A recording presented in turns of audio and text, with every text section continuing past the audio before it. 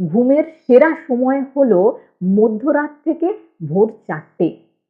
রাত 11টা থেকে ভোর 5টা পর্যন্ত সময়টা প্রায় ততটাই ভালো এবং সেটাই সর্বোচ্চ প্রয়োজন।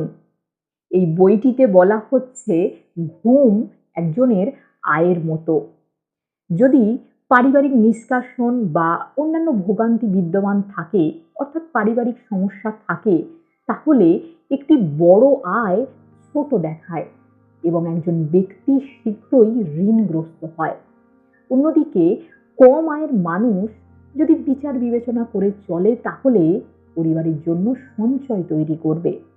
যদি কোনো ব্যক্তির শারীরিক, মানসিক, আবেগগত এবং যৌন শক্তির উপর কিছু মাত্রাতিরিক্ততা বা প্রবৃত্তির কারণে ক্ষয় হয়, তাহলে 8 নয় 18 ঘন্টা ঘুম